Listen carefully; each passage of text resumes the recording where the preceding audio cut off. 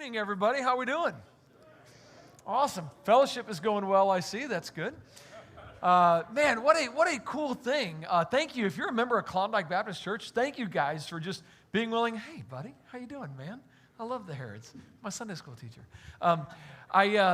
I'm so thankful that you guys just took on the effort. It's a lot of work to put things like this together. And so if you're here, part of this church, thank you very much. For those that are visiting, I'm so glad we get to use this facility and just open it up and be a place where we can come and learn. I'm convinced that apologetics is one of the foundational areas that the church needs help with today.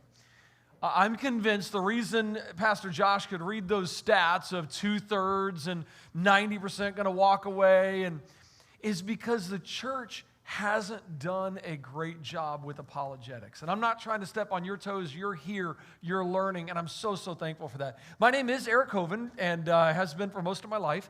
I was born at a very early age up in Illinois, right next to my mom. She was right there when that happened. And I now get to kind of follow in my dad's footsteps of traveling and speaking on creation versus evolution and apologetics. What we have tonight, does anybody know the name of the, I put it on the screen. Are you coming here specifically because you're like, I want to hear this, like how to blow an atheist's mind? Is this like, you really want to understand this? Oh, this is good stuff. Like this is where the rubber meets the road. Like at the end of this, you can win any debate with an atheist or an evolutionist or a skeptic, okay? Any debate, you will be the winner. So I got to warn you, it's easy to get a little bit prideful after you learn this information. You're not allowed to do that, okay? This is not permission to go around beating people over the head with your newfound knowledge and making them look like an idiot, okay? We're not going to do that. We need to be loving, and we need to be Christ-like and all those good things that we're supposed to be, okay? It's cool. Everybody got my preface? We good? Can I jump in? We good to go? Are you going to take notes? You're not going to take notes? Are you serious? Are you going to take pictures? I got a lot of slides. You going to take pictures of the screen or something? I tell you what, if you don't take pictures of the screen, I happen to have a thumb drive that has this talk on it, and you can have that thumb drive afterwards. We'll talk about it later, okay? Okay, so I'm from right here in Pensacola, as Pastor Josh said. I'm married to the amazing Miss Tanya. We have been married for 24 years. She's originally from Ukraine and moved over here in 1996. And still has family over there, so our heart still breaks for everything going on over there in Ukraine. It's just kind of close to home for us. We just got to go to Washington, D.C. a couple months ago and do a pastor's briefing. This is just really cool. Do a pastor's briefing with David Barton and his son Tim Barton, and it was incredible. They had senators and representatives come, and honestly, I mean, I'm sitting back like, there ain't nobody in Washington, D.C. that loves Jesus anymore, bless God.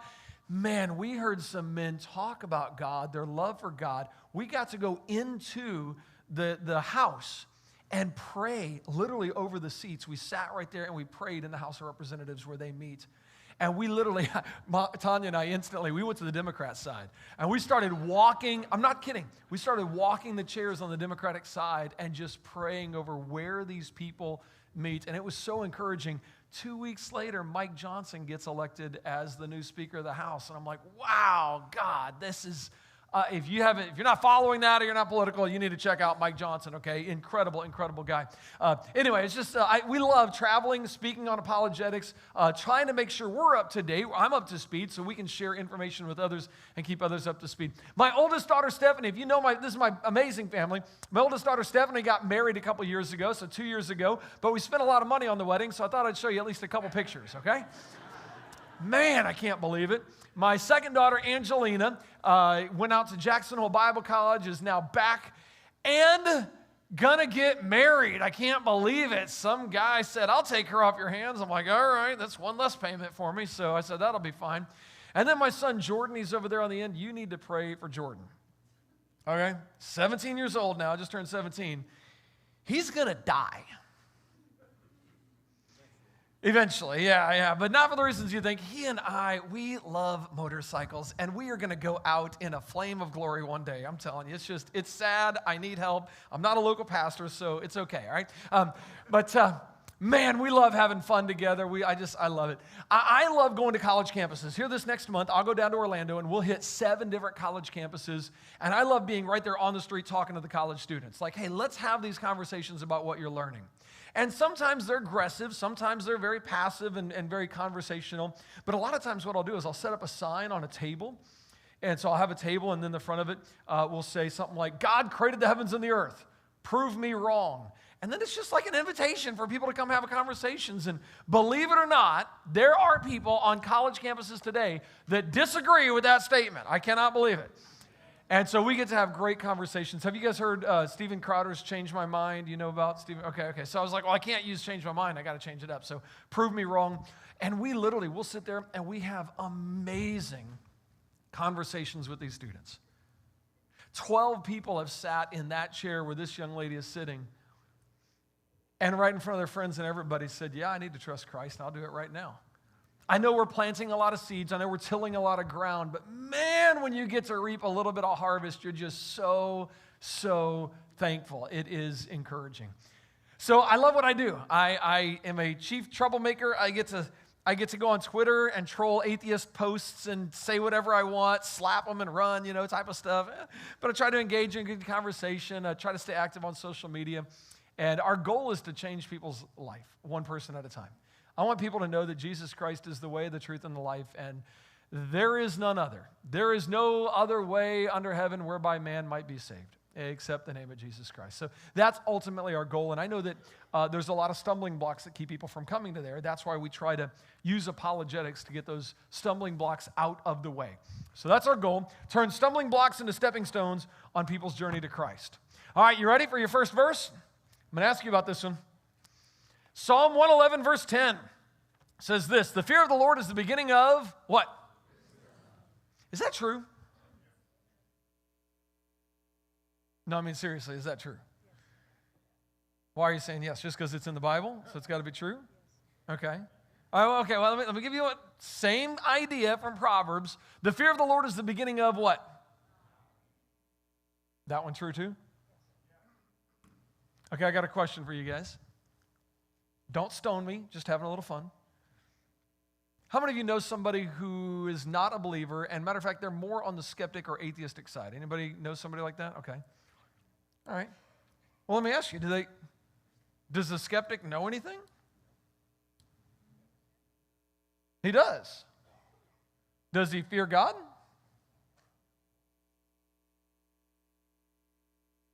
So how can he know anything if he doesn't fear God? If the fear of the Lord is the beginning of wisdom. He's got skewed knowledge. He's got a misunderstood knowledge. But does he have any knowledge at all? Fear of the Lord is the beginning of wisdom. Fear of the Lord is the beginning of knowledge. Okay. Hopefully, in about 40 minutes, maybe a little bit less, I hope that these verses blow your mind. Okay? That's where I'm trying to do. If it doesn't work, it's completely my fault. I promise it's not your fault. It's 100% my fault. But that's where we're going. I got a few details and a few side roads to get there, but hopefully in just a few minutes, that makes you go, oh, I've never seen it like that before, okay? Because I've heard a lot of apologetics talks. I haven't heard this idea presented very much in churches. So I'm hoping for most of you, it's brand new because that makes it special because I got to share it with you, okay? So hopefully it's a brand new thought. And you're like, oh my goodness, yes, in just a minute, okay? We'll get there. Stop interrupting. Calm down. All right, we're going to get there. So in life, there are 4 basic questions that man's going to try to answer. Who am I? Where did I come from? Why am I here? And where am I going when I die? Oh, wait, go ahead. I need to go to the next slide, but go ahead. You're good? Okay, she's like, I'm a woman. I know. Okay, who am I? Where did I come from? Why am I? We wouldn't remember that. Would he remember these? He would have no clue. Yeah, okay. Who am I? Where did I come from? Why am I here? And where am I going when I die? Those are the questions that everybody's going to try to answer in life. And the way you answer those questions depends on what we call your worldview. How do you see the world? Some people look at this world, they say it's amazing. A Big Bang made this world from nothing. This is called the evolutionary or the humanist worldview. The humanist worldview says man is God. We're not going to answer to anybody when we die. There's no right. There's no wrong. There's no good. There's no evil. They're just is. Life just is. This is humanism. And by the way, you need to understand, this is becoming incredibly, incredibly popular. The humanist worldview would teach us the end of all being is the happiness of man. The reason we're here on planet Earth is to be happy. Man, if it feels good, do it. Get all the gusto you can get. You only go around once, you know. You do whatever it takes to make you happy. Now, this is in contrast to the creation worldview. The creation worldview says, wait a minute, this world is incredibly designed. God is an amazing designer. The creation worldview says God is God, and he's going to judge all of us one day, okay? By the way, guys, God is God. Judgment day is coming soon to a city near you. It's going to happen, okay? Get ready. God is God, all right? The Christian or the creation worldview says, hey, the end of all being isn't about my happiness. The end of all being is the glory of God. There is one chief reason for being, for existing, for living, and that is to glorify God. And I got to tell you, there are a lot of people that claim the name of Christ that haven't figured out what life is about, let alone those who don't claim the name of Christ having life figured out. There's a lot of people who name the name of Christ who go, I'm trying to figure out what I'm supposed to do in life. I'm supposed to figure out God's will. Our job is singular and it's simple. Glorify God. Oh, I'd love to share my testimony with you. It's called God's Glory, and it just goes through my life of growing up in the church and being one of those statistics. If I died at 18 years old, I'd be in hell. I became the product of my environment rather than a disciple of Jesus Christ, which are two very, very different things. Anyway, I don't have time to talk about that. But Christianity teaches the end of all being is actually the glory of God. The reason we exist is for God's glory. Now, here's the two basic worldviews on a timeline so you can see what they say, okay? I'd write these down. Of course, if you don't want to, that's fine. Okay, about 6,000 years ago, God created the heavens and the earth, according to the creation worldview. Now, we don't put an exact date on it. Some of you might have had the old Scofield Reference Bible, and the Scofield Reference Bible, he put in the margins using James Ussher's chronology in the timeline. He's like, Adam was made October 23rd, 4004 BC at 2 o'clock in the afternoon. We can't get that close from Scripture. All we know is that Adam was made in the afternoon because it was right before Eve. It's the only clue we got about that in Scripture, okay? So anyway, about 6,000 years ago. Now, I would say less than 10,000. If you want to go a little bit more, I know there's a controversy over the genealogies in the Bible, and are we missing somewhere between 600 and 1,200 years in the genealogy? That's a whole conversation based on which text you use, and I love that. I just did a show on that recently. I forget what I called it, but the genealogies, did we skip something in the genealogies? Anyway, fascinating conversation, but we're not going to talk about that right now. So less than 10,000 years ago, God created the heavens and the earth. 4,400 years ago, approximately, there was a flood that destroyed the world, okay? 2,000 years ago, Jesus Christ was here. Here we are today waiting for God to come back. Compare that to what the evolution worldview teaches, and it's not the same thing. The evolution, way different. The evolution worldview says 13.8 billion years ago, there was a Big Bang. Do you guys know what they say exploded for the Big Bang? What was it that exploded? Nothing. That's exactly what they're saying. They say nothing exploded and created everything. And then nothing happened for quite a while, but 4.6 billion years ago is when the earth formed a hard rocky crust, and then it began to rain on the surface of the earth. This is directly from the textbooks. Millions of years of torrential rains created great oceans. Now, I know what you're wondering, where did the rain come from? Stop it. They're scientists. Don't ask questions. Just trust them, okay? It rained for millions of years and made oceans. The oceans mixed with the rock because of the waves. You've been there and seen them. And it made something called soup. And then 3 billion years ago, the soup got struck by lightning and came alive. Then it found somebody to marry. What's up? And then they had kids, and their kids had kids, and they eventually turned into the fish, the amphibians, the reptiles, and then finally the mammals, and eventually people. That's the evolutionary worldview. So you get to choose which one you believe. In the beginning, God, or in the beginning, nothing. To me, it seems really simple and really clear. I really am, and I'm not belittling the intellect, but I am frustrated and belittling the common sense of where we're at today in our world. The Bible talks about, I don't know if you've never read this verse, but it talks about how in the end, people are going to be sent a strong delusion. I think we're living in a day, any of you know people that are strongly diluted. Have we seen that in the White House? Yes, exactly. Okay. Have we seen that all over the place? We see it all over. Yes, it's unbelievable. Strong delusion. By the way, okay, this isn't part of the talk, but we just have to cover this because I think it's fascinating, okay? How long is 13.8 billion years anyway?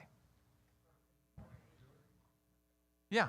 Well, okay, but how long is that? Like if we were to really think about it, like most people don't realize how long that is. Okay, I don't know if you've ever seen this chart. It's a 23-foot long chart of history called Adam's Chart of History. Anybody ever seen that one before?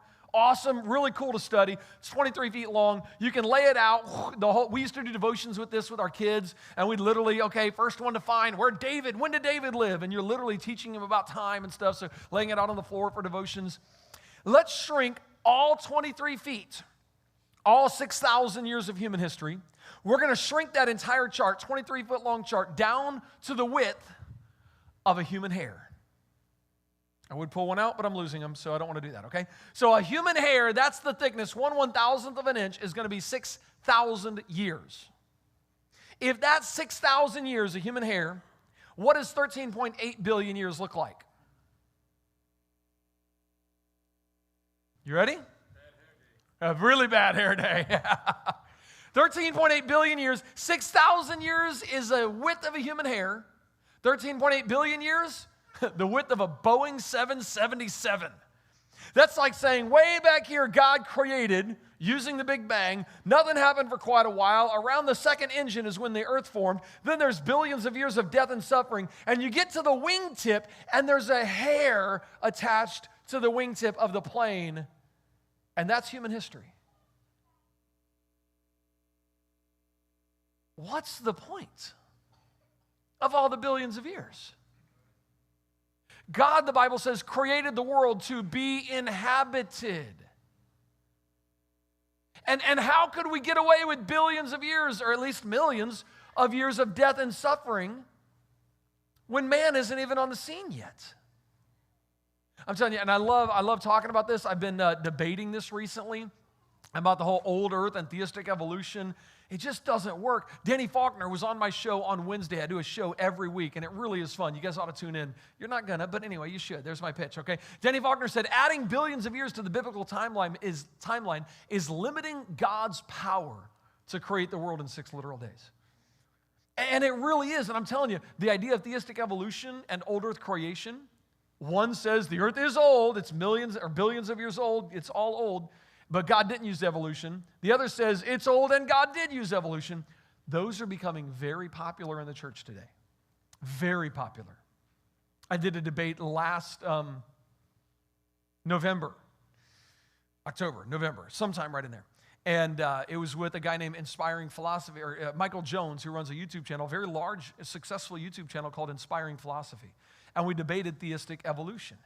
I said, listen, if you believe in theistic evolution, you are really marring the character of God. Now you're accepting a God that has billions of years of death and struggle and suffering to finally get humanity, which is what he wants. That's not the way God originally created. And you got another problem. Did sin come into the world at the beginning of creation or all the way down here at the end? When did sin enter the world? So I don't have time to talk about this because that's not what we're talking about tonight. It was just a little detour. But we got some real theological problems when it comes to salvation if we adopt any kind of old earth or evolutionary worldview inside of Christianity or inside of the Bible. Don't have time to talk about that, so we got to move on. Okay, he went through that stat. Let's see here. Let me go to this one. 1 Peter chapter 3, verse 15 says, "But sanctify the Lord God in your heart, and be ready always to give an answer." That's where we get that word apologia and apologetics. This is an apologetic conference. It literally means to give an answer. And I am so glad you guys want to be better equipped to give answers for defending your faith. Give to every man that asketh you a reason of the hope that's in you. And make sure and do that how? With what? With what? Thank you, Tommy. Everybody else, with what? Yeah. Literally, another translation will say gentleness and respect. Literally, be humble. But by the grace of God, you are the scoffer and you are the skeptic. It's nothing special that you've done. You're not smarter than anybody else. You're not better than anybody else. But as Christians, we know that we are infinitely better off. And that's why we share the gospel. Not because we're better than, we're just better off. We're just one beggar telling other beggars where to find the bread of life. So as you guys learn stuff here, oh man, don't let it become pride in your heart. Stay humble, be gentle, and do this in meekness and fear, okay? I got to skip this just for sake of time, but man, fun story I don't have time to get into. I got to preach on top of the very first atheist monument in history. It happened over in Stark, Florida. They dedicated this monument to atheism. And to, I don't know, who do you dedicate it to? Anyway, they dedicated this monument. It was the very first monument, and they unveiled it and everything. And I'm sitting there looking at this monument going, man, there's like hundreds of atheists in the crowd. Came from all over for this first atheist monument. I'm like, somebody ought to share the gospel. And God was like, why don't you do it? And I'm like, stop it. I'm like, you do it somehow. I don't know. Anyway, I ended up jumping up on top of this monument and sharing the gospel with a couple hundred atheists. And it was like, what do you say when you're on top of their brand new monument? Like, what do you do? Like, I said, I'd like to thank the tolerance of the American atheists. They're always preaching this tolerance idea. You know, I need some of it right now. By the way, if you ever want to do something like this, just so you know, their tolerance goes for like 12 seconds. That's how much time you get, okay? And then you're done. And anyway, then I said, hey, I want to thank you guys for providing a place for me to declare this truth. Jesus Christ is Lord to the glory of God. And then I just gave a short 60-second gospel presentation. And it was just a fun experience that I got to have. Okay, the skeptic says this: religious belief is irrational. There is no evidence for God. Okay? What do you say? Tweet back, you are, all caps, wrong, exclamation, exclamation, sinned. Okay, what else? What else are we going to tweet back to this person? Look around. Can we add fool to the end? Does that have that connotation in it? I think we're forgetting that whole gentleness and respect thing, okay? We got to remember that one because that's what comes to my mind. I'm like, you're wrong. You don't know what you're talking about. So what do we say to somebody who says something like this? There's no evidence for God, guys. What is it? What do we say? Hang on, I'll go here first. Ooh, have you looked? That's a good question. So you're answering this with a question which is inviting a conversation. That's actually a Jesus tactic right there. I mean, they call it the Socratic method. I mean, that's the Jesus method, okay? Let me just tell you. And it is that's what a lot of Jewish conversations happen with just questions. That's how they work, because questions can bring out so much more than just an answer, just a response. So good idea, ask a question. What was somebody saying over here? Oh, DNA.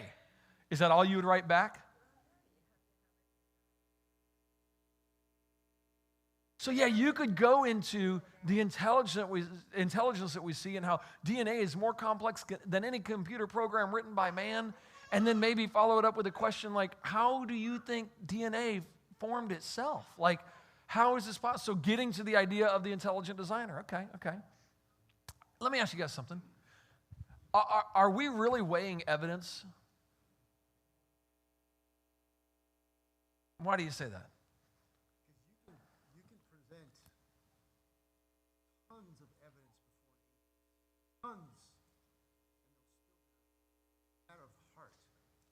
Wow. It's a matter of the heart. He said you can present tons of evidence, and it's not a matter of the evidence, it's a matter of the heart. That's interesting. Do you talk to people? Do you do apologetic type stuff? Oh, yeah, normal everyday conversations. Love it. I mean, one of the things that I love asking atheists is, if Jesus Christ appeared to you in person right now, would you believe in him? Ooh, that's good. And the answer is usually no. Wow. That might come up here in just a second on a slide. That is interesting. Here's the reality. What was your name? Eddie, Eric. Nice to meet you, Eddie. Here's the reality of what Eddie's saying. We all have the same evidence. Do the atheists have a secret pile of evidence that we don't know about? Is there like a secret stash that's like, don't tell the Christians, but turns out God isn't real. Look at this, guys. Oh, nothing. No, we all have the same evidence. We're looking at the same world. Creationists, evolutionists, atheists, skeptics, we're all looking at the exact same stuff. Now, could we go into some of the evidences? Oh boy, how long would this conference be if we just went into evidence for the Bible? And we went into the fulfilled prophecies, and we went into the archaeological discoveries, and we went into the internal consistency. 40 men over 1,500 years wrote 66 books, or we went into the extra biblical writings. We went into the scientific accuracy. We looked at the manuscripts, and we're like, look, the Dead Sea Scrolls, look, it hasn't changed. We got the book of Isaiah. We talked about how they admitted their failures. We talk about the persecution. That people they're not willing to die for a known lie. We could go all through these. And Eddie, you're exactly right. Evidence is not the issue. It's not really the issue. Now, I kind of knew that, but I had spent years talking about dinosaurs and carbon dating and the age of the earth, and I could argue people into a corner that they couldn't get out of. And they didn't convert. And you're like, and it makes you so frustrated. But I finally figured it out. It's not a matter of the evidence. We did a debate series. This is on our website. The Unbelievable Debate Series with Seitzen Bergenkate and an atheist over in the UK named Paul Baird. And so the first debate actually took place on the Unbelievable radio program with Justin Briley. And then the next two we did in our studio here in town. And Paul Baird, the atheist, made this statement in the second debate, and I could not believe how honest he was with what he said. Listen to what Paul Baird said about the evidence. He said, what would it take to convince an atheist that the resurrection had happened? I was like, well, this ought to be interesting. I want to know, because then all we got to do is present it. He said, if we had affidavits from the Roman guards standing at the foot of the cross, they'd seen the crucifixion take place, they'd seen the body taken down, they'd seen the body taken to the grave. And then they'd stayed by the body, and they'd actually seen the stone being rolled away, and they saw Jesus come out 3 days later. And then they stayed with Jesus all through the 40 days. They watched him ascend into heaven, and that was documented, and that was authenticated. Would an atheist accept it? How many of us would be so frustrated? And he literally said it. He goes, I say no. That's the key.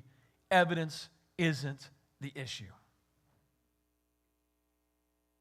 I hate to start off an apologetics conference about giving you guys a bunch of evidence with this, but evidence isn't the issue. Now, what does this tell us? It was mentioned earlier. What does this say? If evidence is not his issue, what is the deal? This is not a head issue, is it? This is a heart issue. It's I don't want to believe. I do. Does anybody know what's the number one evidence against God's existence today? What's the number one thing people use? Okay, sin? Yeah, you guys got it. Evil. Why do bad things happen to good people? All that. Why? How does God allow suffering? Suffering and evil is the number one argument right now. Have you even thought about that? I mean, sometimes I'm like, have you thought about that very deeply? Because if evil and suffering is evidence against God, what about all the good and pleasure? I mean, there's a lot of good and pleasure in the world too. Is that evidence for God? If you're allowed to use that as evidence against, can I use good and pleasure as an evidence for? That'd be a great question to ask them, because a lot of people don't think that deeply through it. And again, this isn't a head issue. This is a heart issue. Now, is there evidence for the resurrection? Oh man, we did an entire small group series on the evidence for the resurrection. It dawned on me one day, I heard a guy named Tim Chapey, who's a good friend of mine. He's speaking at Answers in Genesis, and he gives a talk, and he's like, listen, most of us miss this about the resurrection, and it dawns on me, I am placing my entire eternity, staking it on one event that took place in history. And I don't know a whole lot about that event. Like, I better study this thing. I was like, Tim, can you come down?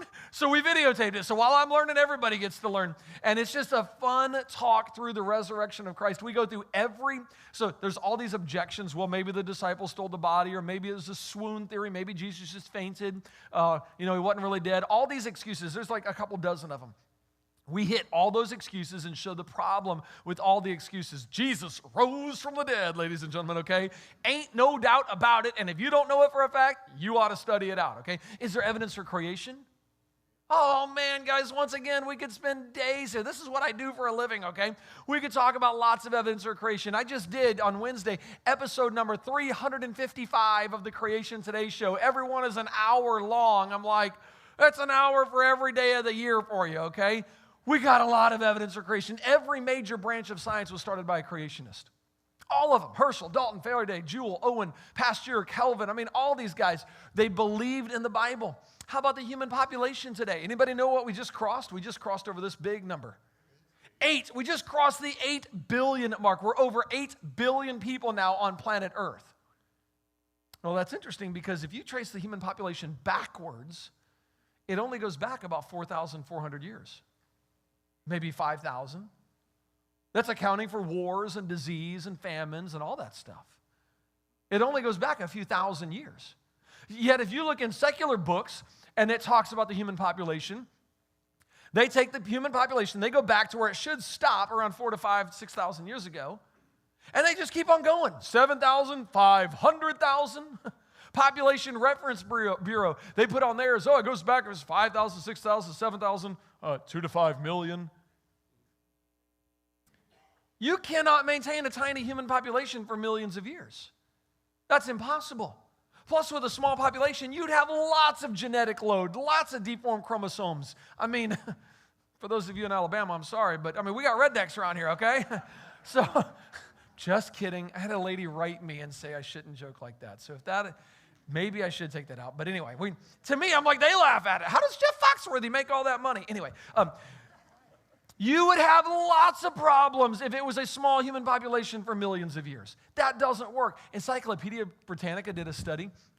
They said, hey, I won't read the whole thing. I'll basically tell you what they said. The current population growth rate when they did this study in 2000 was 1.7% annually. So the human population was growing at 1.7%. By the way, we're down to 1.1% right now, which is dangerously low. Go make babies. Okay, all right, no, I'm serious, it's bad. And I'm not joking about that. Elon Musk will say, listen, they have had these population alarmists. The earth can handle at least 10 times the current population, no problem. Anybody driven across Texas or Arizona or anything? I mean, there's lots of room out there, okay? We're not gonna run out of resources. We got plenty of resources. That's not the problem, okay? So we're dangerously low. Anyway, that was a sidetrack. Okay, so here's what the study did. They said, let's go back in time 1 million years.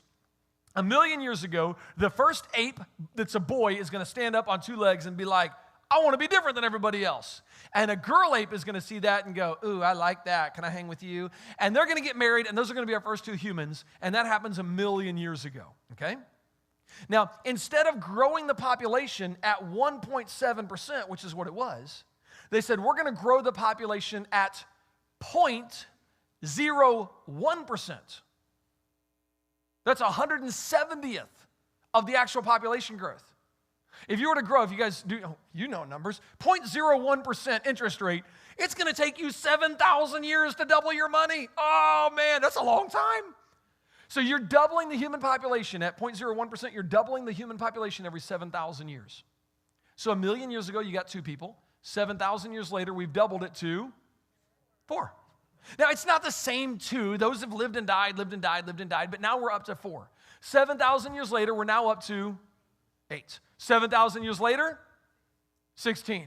7,000 years later, we're doubling it again, 32. 7,000 years later, it's the gigs on a phone. Are they like, I got a 64 gig. 128. Okay, 7,000 years later, 128. 7,000 years later, 256. We're going to keep doubling it, and we're going to double the human population every 7,000 years. How many times would you double it in 1 million years? 142 times. So if you took 2 times 2 times 2 times 2 times 2 times 2 times 2 times 2 times 2 times 2, 142 times, that would be the number of people alive on planet Earth in 1 million years at that very slow, impossibly slow growth rate. The number you would come up with, you need a really big calculator. The number, 10 to the 43rd power. Those aren't the ones who've died. Those are just the ones that are alive. That's crowded. That would be 150,000 people per square inch on planet Earth. Stop populating at that point, okay? We're going to have to take a break, all right? Wow! Guys, 8 billion people on the planet is evidence that God created the world. There was a flood 4,400 years ago, and 8 people survived, and they repopulated the world. The mathematics and the science behind the human population fits perfectly with a young Earth. We could talk about how much salt's in the ocean, 3.6% right now. The water, you guys remember this from science class? The water evaporates, called the hydrologic cycle. It evaporates from the ocean, comes over land, rains down, washes, the water goes back, but also the minerals go in there. So the oceans get saltier and saltier. The Dead Sea is really salty because there's no outlet for it, right? It's the lowest place. So the minerals just stay there. Our oceans, about 75% stay, 25% are getting used up. Okay, but wait a minute. You want me to believe that the oceans are billions of years old? How salty would our oceans be in billions of years? Oh my goodness, guys, it's bad. Any of us could go to the beach right now and pull a Jesus and walk on water if they were billions of years old, okay? I mean, you wouldn't even sink in that stuff. There's no way the oceans are billions of years old. It's just impossible. The moon goes around the earth. How many of you guys knew that already? Okay, good. By the way, does anybody know the scientific name of it? Yeah, we call it a moon. Yeah, that's exactly right. Good job, Wyatt. It's just called luna, yeah, moon. Okay, anyway, the moon goes around the earth, but it's slowly getting away from the earth. Not very much, like a couple centimeters a year. No big deal. But hang on just a second. You want me to believe that the earth-moon orbit happened by chance in perfect harmony and perfect balance and perfect distance from the sun, and it's billions of years old? Guys, it's getting further and further away now, which means if you go back in time, it had to be closer. You go back less than 1 billion years, actually 1.2 billion years, moon would already be inside of the Roche limit, which would actually bring it in contact with Earth pretty quick. Less than 1.2 billion years ago. Anything that was alive would have been mooned to death. I don't know how you would say that, actually. Anyway, they would die, okay? That's the whole point. They would die. Oh, hook me up there. Okay, got it. Oh, man, you guys are doing so good. Okay, Earth's magnetic field.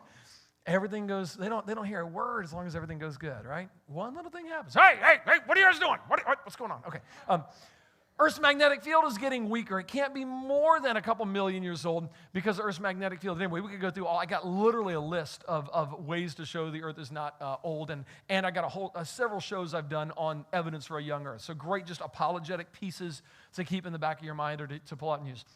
Hey, what do you do about this one? Joe Blow the Skeptic says, I used to be a Christian. Has anybody ever said that to you? You ever heard that? Well, I used to be just like you. I used to be a Christian. Okay, what do you say to that one?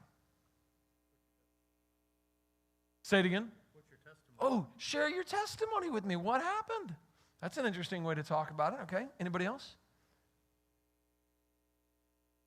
Say it again. Oh, boom! She said, no, you weren't. Like, okay, what are they going to do when you say that? They're not very happy, but it is true. Okay, check this out. I got one of those on video. You want to see it? Okay.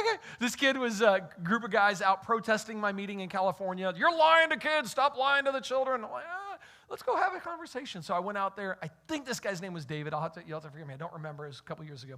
My audio hopefully is on that laptop, okay? Here's me talking to David outside. Oh, you guys got to get audio. Now, Tommy. Yeah. I said audio. There we go. Here we go. There it is. You said you used to be a Christian? Yeah. When you were a Christian, did you have a relationship with Jesus Christ? Absolutely. My father graduated. You had a relationship with Jesus Christ? A personal relationship with him? Yes. So you didn't believe in him? No. So you didn't have a personal relationship with him? I did. You're funny. You believed in him and had a personal relationship, but now you don't believe in him and don't have a personal relationship. No, it was hard to understand about that. I'm sorry, Eric. But, no, so you're saying you did have a personal relationship with somebody who now you say does not exist? Christianity and Jesus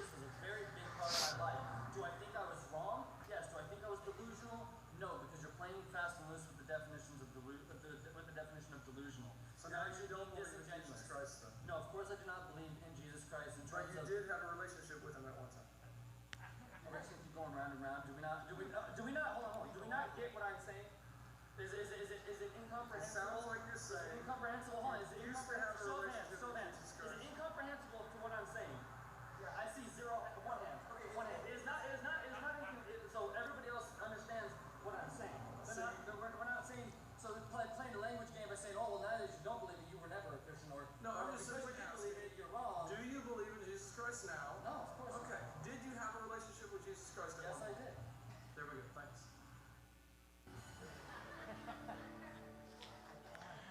I found that to be a great question. Did you have a relationship with Jesus Christ? Because then I'm going, okay, well, let me just help you. I want you to be consistent. Instead of saying I used to be a Christian, say I used to be delusional. That's the only way to be consistent with that claim. Okay, 5 questions. I'm almost out. Actually, I'm over time. So we have, I'm not over time. We have more time, but I'm going to run out. I got more things to say than I have time to say, okay? Listen quickly. Okay, 5 questions. Write these down. He really is writing it down. Okay, you're sharing. All right, 5 questions to ask an atheist. Okay, here's how to blow an atheist's mind. Question number 1. Is it impossible for the God of the Bible to exist? Is it impossible for the God of the Bible to exist? Now, while you write that down, let me tell you, a skeptic would believe anything is possible, a true skeptic. Well, anything could happen. Anything could happen. Anything at all could happen. So this is kind of the way a lawyer would do it, where they're literally forcing them to answer a certain way. Is it impossible for the God of the Bible to exist? So if a skeptic says anything's possible, I know how he's going to answer this. He's going to say, no, that's not impossible. And that's what they say. No, it's not impossible. And even if they did answer the other way and say, yes, it's impossible, all you got to do is say, well, how do you know that? Do you know everything? You know it's impossible for God to exist, really? And then they'll back off of that pretty quickly, or you just show how foolish that is. And you go, hey, hang on just a second. Is it impossible for the God of the Bible to exist? And they have to say, no, it's not impossible, because they're a skeptic. And if it's not impossible, that means it's, yeah. You just got them to admit it's possible that God exists. Here's the next question I ask. I go, hey, is it impossible for the Bible to be what it claims to be? Is it impossible for the Bible to be what it claims to be? Once again, I'm phrasing it this way on purpose, because they'll say nothing's impossible. So I take them down this journey, and they'll say, no, it's not impossible for the Bible to be what it claims to be. The Bible, guys, claims to be revelation from God, the one who knows everything. They'll say, no, that's not impossible. I go, oh, okay. Now, if it's not impossible, that means it's possible. This is revelation from God. Then I say, okay, hey, let me ask you this. Is it impossible for God to reveal truth to us in such a way that we can be certain, or that we could know that it's true? And what I'm getting at with this is, could an all-powerful being give us certainty? Could he give us absolute truth? Could an all-powerful being do that? Or is that impossible? Well, they're a skeptic. Nothing's impossible, and it's an all-powerful being, for crying out loud. So they have to say, no, it's not impossible. And if it's not impossible, that means it's possible. You know what you just did with 3 questions? You just set up the Christian worldview. You got the skeptic to admit it's possible that God exists, it's possible that the Bible is true, and it's possible that God can give us certainty. You just got the skeptic to admit you might be right. That's pretty good. Oh, no, we got a closer here, baby. We're saving this pitch, okay? It's like, are you ready, baby? Wind up. This next question is where I need you to be very, very careful. That whole meekness and fear thing, gentleness, respect, love, patience, all that, fruit of the Spirit stuff that us Christians are supposed to have in our conversations with others, yeah, that needs to come out, because you're about to ask a doozy. I mean a doozy. You ready for it? Scout's honor, you guys going to use this the right way? Okay. Oh, yeah, it's 3. Here we go. I say, hey, could you be wrong about everything you think you know?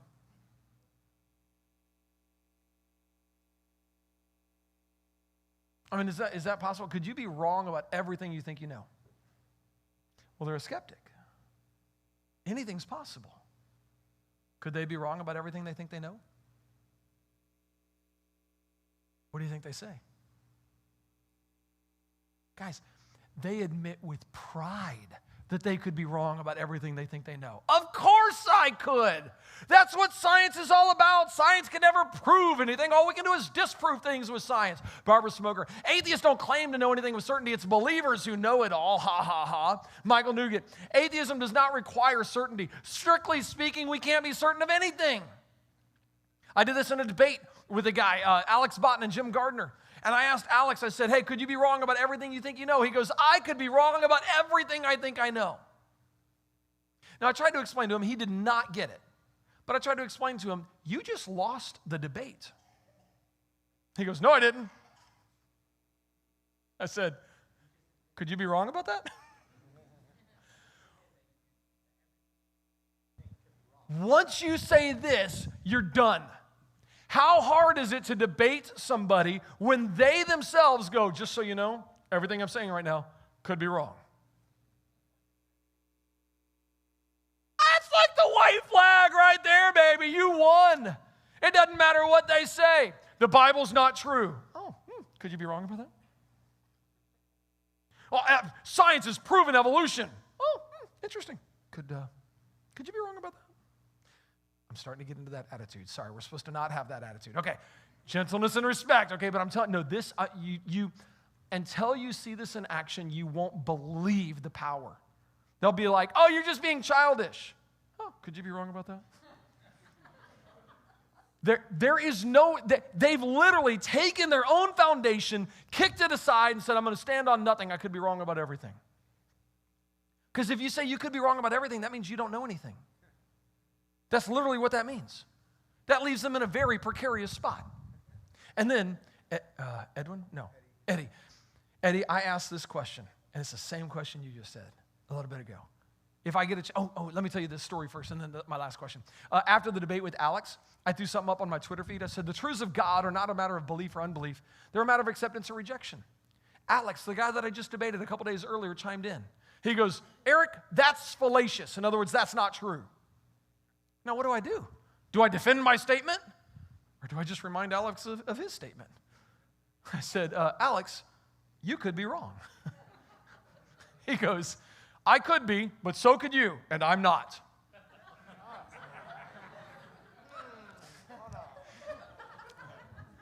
You'll have to tell me if you think I crossed the line, okay? I couldn't help it. I responded, you just contradicted yourself in one tweet, LOL.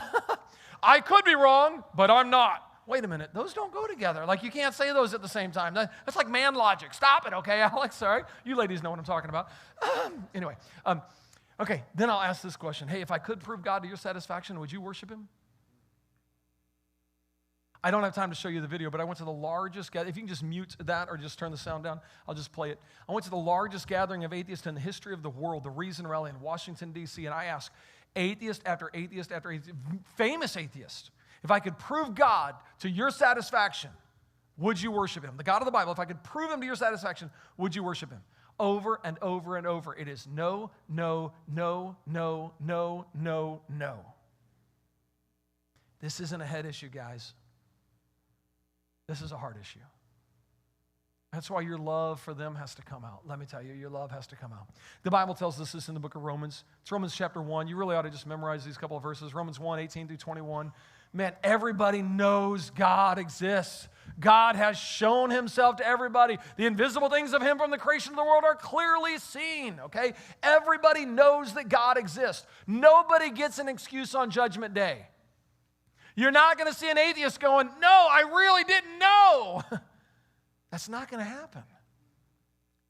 Because when they knew God, they glorified him not as God, neither were thankful, but became vain in their imaginations, and their foolish heart was darkened. Professing themselves to be wise, they become fools. I got 4 minutes, and this is where the mind-blowing happens, okay? I want to try to blow your mind. Oh, great quote. I don't have time. Oh, man, that was powerful. Sorry. I got to go to this. I got to just blow your mind because we got to be done. They're going to come in here in about 10 minutes. Okay. So let's destroy every anti-God argument right now. Ready? Here we go. And it starts with this concept. And I think we can all agree on this. Tell me if you have a problem with it or not. But here's the concept. And you have to understand this concept. If you could be wrong about something, that means you don't really know it. Is that too difficult? Are we all on the same page? That was kind of easy, right? Okay. Let me just make sure, okay, if I said the speed limit on the road outside here is 45 miles an hour, but I could be wrong. Do I know the speed limit on the road if I say I could be wrong? Do I know the speed limit? I don't, because I said I could be wrong. And if I could be wrong, then I can't claim that I absolutely know it. If I said the Sears Tower is 1,751 feet tall, but I could be wrong, do I know the height of the Sears Tower? No, because I said I could be wrong. And if I could be wrong, then I don't know. Okay, we're all on the same page. All right. Now, out of all the knowledge in the universe, out of everything there is to know about everything, all of chemistry, all of biology, all of earth and space, astronomy, all of physics and calculus and all the mathematics, women's brains, I mean everything, okay? Out of everything there is to know about everything. And not just now, throughout all time. Where every squirrel has buried every nut, okay? Like everything. How much knowledge do you think you have?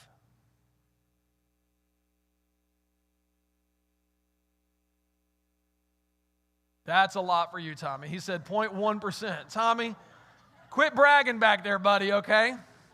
Can I tell you what Thomas Edison said? Edison said, we do not know 1/1,000,000th of 1% about anything. Got Tommy in the back going, I got 0.1, baby. I got 0.1. Come talk to me afterwards. You'll find out, boys.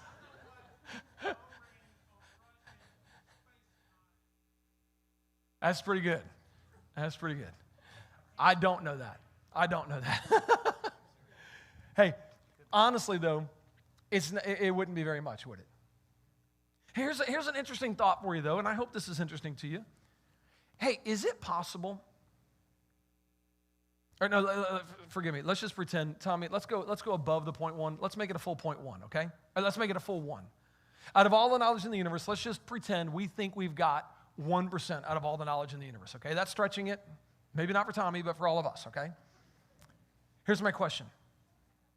Is it possible that out of the 99% that you do not know, that something out there could contradict or prove wrong the 1% that you think that you do know? Is that possible?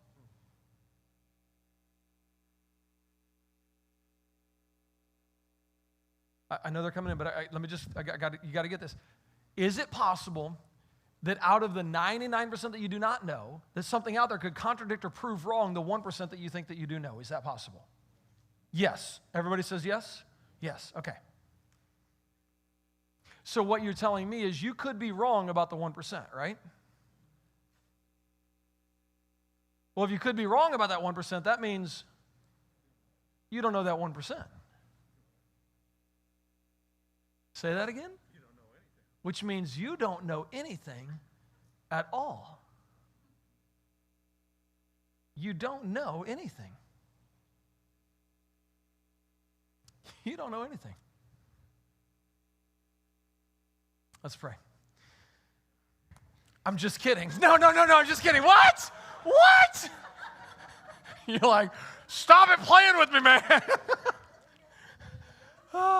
Hey, here's the reality. Here's the reality. Check this out. If you could be wrong, that means you don't know. And if you could be wrong about that 1% and you don't know that 1%, that means you don't know anything at all. And here's the reality. Logically speaking, you would have to know everything in order to claim you know one thing. Because otherwise, what you don't know might contradict what you think you do know. You would have to know everything. Or, wait. Ready? Or you just have to know somebody who knows everything. Yes. And the one who knows everything can reveal truth to you. So even though you don't have all knowledge and I don't have all knowledge, we can still know things because it's been delivered, it's been revealed by the one who knows it all. And the one who knows it all cannot be wrong because he knows everything. Does that mean that everything I believe is right? No. It means everything he reveals is true. And you can have absolute truth. The only way to know anything is to have revelation from the one who knows all of it. You want proof of God? I'll give you proof of God. Without God, you can't know anything. You can't have knowledge without God. Do you know anything? Good. I'm glad. Sometimes people are like, I don't know now, Eric, help me. Of course we know things, man. We know lots of things. Turns out, the fear of the Lord really is the beginning of wisdom.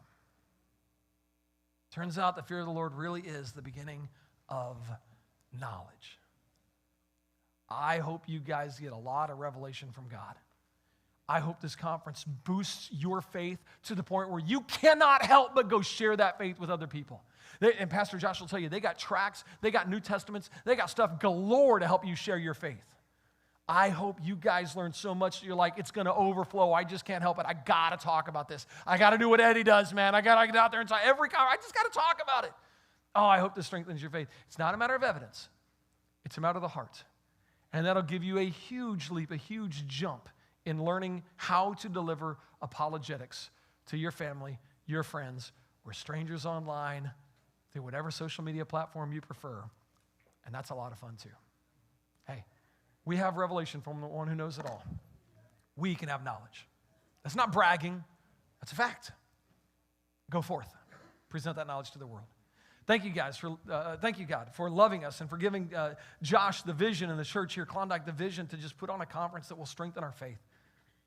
God, I hope that just like for me, this is a mind-blowing thought that makes me run to your word and say, oh, I want to hide your word in my heart. I want to love revelation from you. I want to love what you've given and what you've spoken and what you've communicated to all mankind. May this make us fall in love with your word. Thank you for loving us. Be with this conference tonight and tomorrow. May it strengthen our faith, encourage us to share our faith with others. We love you in your precious name. Amen.